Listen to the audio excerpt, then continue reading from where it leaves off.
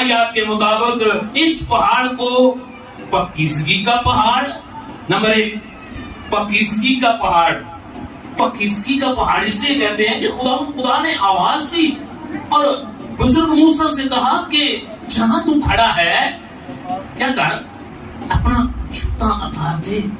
Reason کیا ہے کہ جہاں پر خدا کی حضوری ہے، جہاں پر پاکیزگی ہے۔ اور دوسرا اس کا جو نام ہے وہ ہے شریعت کا پہاڑ، جہاں پر خدا نے قوم بنی اسرائیل کے لیے اپنے بندہ موسیٰ کے ذریعہ سے ان کو علم شریعت عنایت کی، ان کو علم تورا عنایت کیا، ان کو علم تناخ جس کو کہتے ہیں وہ عنایت کی